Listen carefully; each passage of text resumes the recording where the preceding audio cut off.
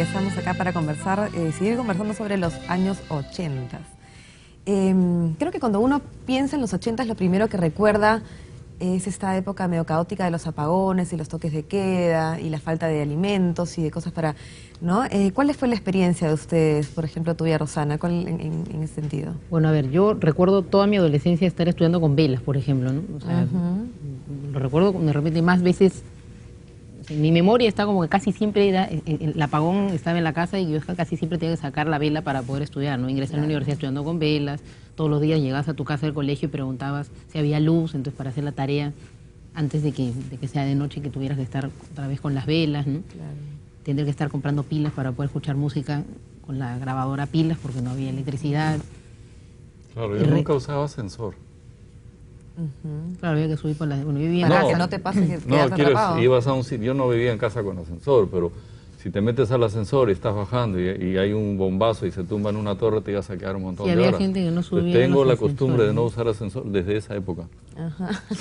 Un amigo mío hizo plata alquilando grupos electrógenos, Claro. Claro, había porque gente nadie que tenía- pagaba una fiesta, ¿no? Así de año nuevo o por otro motivo, si no había grupo electrógeno, ¿no? Y nosotros Y tocábamos... no en había el- agua. Yo No recuerdo, había agua. no había agua. No, no había agua. Pasaban los días y no había El agua. año 83 que fue terrible, que no había agua en Lima. Sí. Es una mezcla Por de ejemplo, cosas. tus conciertos. Lo mismo, a veces se iba en el tarot, que cuando tocábamos ahí, había un pata Magallanes, que era el que cuidaba la puerta y era un negro grandazo, que era hijo del futbolista. Y él tenía una técnica que se trepaba al poste y de ahí jalábamos. Allá. De ahí jalábamos la luz. A veces había, a veces no había, pero cuando no había, jalaba y ahí. Pero los eventos grandes sí, obligado era con grupo electrógeno, porque no... La carga era mucha.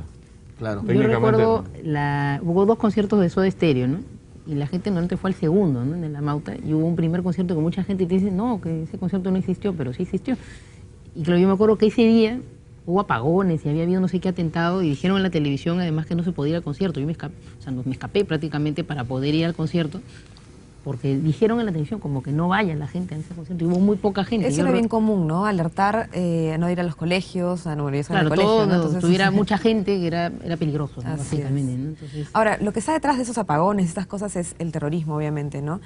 Sin embargo, como que en Lima se demora un poquito en sentirse, digamos, esto, ¿no? Hasta que pasa lo de Tarata, creo, ¿no? Tarata, que fue exactamente... No, eso fue en el 92. En el 92, por eso, Sí, pero sí, sí. justamente todos los 80 pasó todo eso, ¿no? No sé si había mucha conciencia de lo que estaba pasando. ¿Ustedes sentían, por ejemplo, el miedo, digamos, el terrorismo? Sí. sí, o sea, porque eso lo hemos conversado yo justo ahora, el año pasado, esta es mi película, que bueno, que ya la tengo lista. Que ¿Cómo se va a llamar? Viaje a Tombuctú, se llama. Ya. Y vamos a estrenar octubre, noviembre de este año, ¿no? Y bueno, la película se desarrolla justamente en esa década, ¿no? Hay una primera parte que es la infancia de los protagonistas, que es a inicios de los años 80, y la segunda parte es a finales de los años 80, cuando ya todo el país se ha caído completamente, ¿no? Y bueno, justamente hemos estado tratando todo el equipo a la hora que hacíamos las lecturas de guión y todo, casi todos éramos de la misma edad, ¿no? Entonces salían todas las experiencias de cada uno en los años 80, ¿no? Y fue bien interesante ver cómo algunos lo recuerdan distinto, ¿no? Porque por ejemplo había gente que no tenía tanto miedo, ¿no? Otra gente que sí sentía miedo, gente que en su casa no se hablaba nada de esto, gente en la que sí se hablaba, ¿no?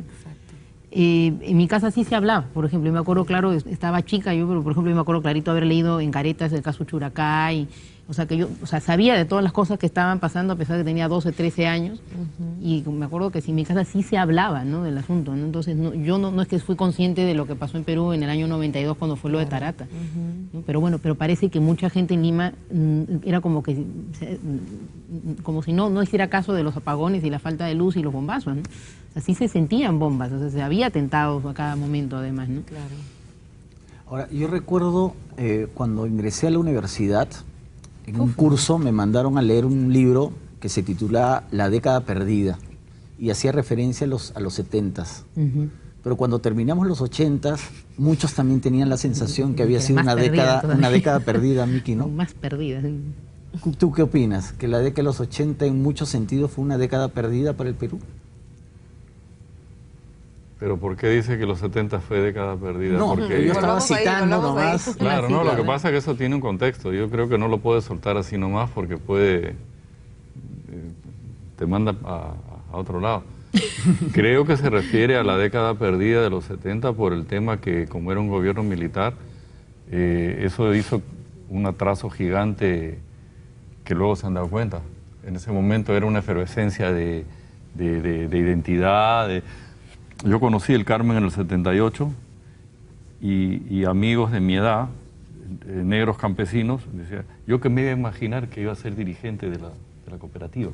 ¿Me entiendes? Yeah. Entonces, esa efervescencia, Perú Negro, todo, o sea, Perú Negro era un grupo que representaba, digamos, todo esto. Sí, pero me estoy refiriendo a que para algunos, los 80, justamente por la crisis económica, por el terrorismo, por la crisis del sistema político, también se puede leer como una década perdida. Estamos en un contexto político. Sí. Y que ya es la década destruida, claro, diría yo, ¿no? Porque ya eso fue más que estar perdido, ¿no? O sea, al final de la década de los 80 esto estaba completamente destruido realmente, ¿no? O sea, el sentimiento de la gente además era muy oscura, muy oscuro todo, ¿no? Claro. Yo recuerdo en el año 88, yo ingresé a la Católica en el 88, justo lo que comentábamos antes, ¿no? Y claro, era en el aula, ¿no? En el estudio general, esto yo lo he contado a los alumnos varias veces ahí en la universidad. Ustedes están ahora acá felices de la vida con la Mac, el MP3 y en el Facebook, ¿no? Pero nosotros en el 88 estábamos... O sea, en clase y de repente escuchaban los bombazos en San Marcos que estaban en el sendero con el ejército. Era todos los días que sentían este tipo de cosas. Está cerrada la universitaria con la Venezuela, estaban las tanquetas.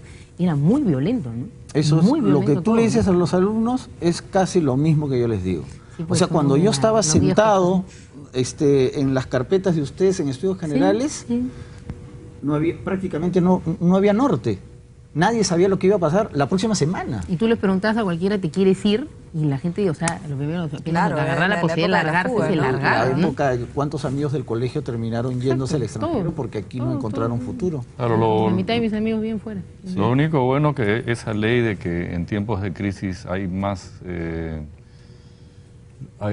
expresiones artísticas, eso era una realidad, ¿no? Yo creo que en los 80s sí se cambió todo el tema de, por lo menos en lo que conozco yo, que es de música, cambió radicalmente. En los 70s todos trataban de emular las bandas extranjeras. No es que en los 80s no, lo que pasa es que en los 80s sí había un movimiento muy fuerte de rock peruano.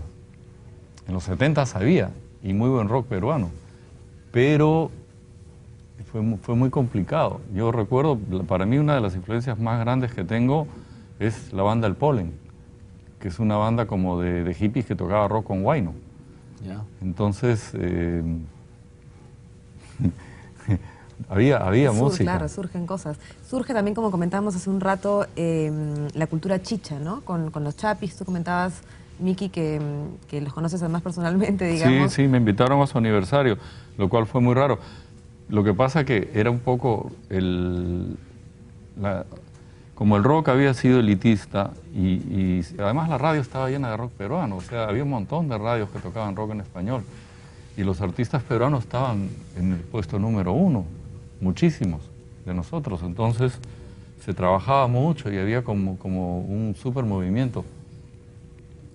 Entonces, por ser el mismo segmento de público, yo he hecho varios manos a manos y he tocado en eventos que se compartía artistas de chicha y artistas de rock. Entonces, eso ya era como que una cosa nueva y súper interesante, ¿no? Y había toda una movida subte bien interesante y fuerte, además, en esa época. Sí, ¿no? había una sí. movida subte muy fuerte, Muy fuerte. y en todas las artes, ¿no? Ahora, Rosana, pero también los años 80 fue la década en la que eclosionó, por decirlo de alguna manera, la economía informal, ¿no? ¿Qué recuerdas de Polvos Azules? ¿Te acuerdas cuando estaba ahí detrás por la iglesia de Santo Domingo, ¿no? Claro, bueno, y recuerdo Lima con mucho más ambulantes, además, ¿no? Porque por todas partes había ambulantes, caótico, ¿no? Por todas partes, ¿no? Sí. Y que sí, era todo como mucho más caótico, ¿no? Bueno, finalmente sigue siendo Lima una ciudad bastante caótica, pero en esa época era más, ¿no? Más caótica. Y una cosa que recuerdo, porque ahora que estábamos hablando se me fue la idea, ¿no? El tema de un miedo que teníamos, por ejemplo, por lo menos entre la gente con la que andaba, el tema de los documentos. Claro, el tema de que no salir sin la libreta electoral, ¿no? Porque te podían sea, si salías con el carnet de la Católica y no tenías un documento, te llevaban, ¿no? Entonces, que es algo que los chicos han perdido, ¿no? El conflicto en mi película fue después de un chico que se lo llevan porque no tiene la libreta electoral, ¿no? Y claro, es curioso porque cuando le hemos puesto en la película, gente muy jovencita, de 20, 19 años, ellos cuando ven que en algún momento el chico es un chico olvidadizo, que no, ellos no sienten para nada ningún tipo de angustia porque piensan que eso es normal, ¿no? Ellos andan también sin documentos. Claro. Pero cuando lo ha visto gente de mi edad, todo eso, uy, no, ya, como diciendo, qué tonto, o sea, ya algo le va a pasar, ¿no? Claro, algo le va a pasar hasta que en un momento yo tengo una historia que Huicho, que es el cantante de Mar de Copas, él trabajó conmigo muchísimos años en la banda y en el estudio. Y entonces le digo, Huicho, hay una fiesta andina que vamos a ir, ¿te apuntas? Sí, es el Señor del Coyoriti, que es la luna llena de esta época, además. Claro. Como es una fiesta lunar, a veces cae en mayo, a veces en junio. Y caía justo el día que se votaba por las elecciones de Fujimori. Entonces, ya Huicho no votó. Y más adelante en el año fuimos al Guayaga, fuimos a tocar, no sé, a Tingo María, no sé dónde. Y cuando estábamos yendo en el bus de regreso, entre Tingo y Huánuco, un control, suben, y de repente, Miki, me están llevando, me dice. Jefe, ¿por qué lo llevas? Era, no sé, creo que era un militar, no sé, no creo que era un policía o lo que fuera.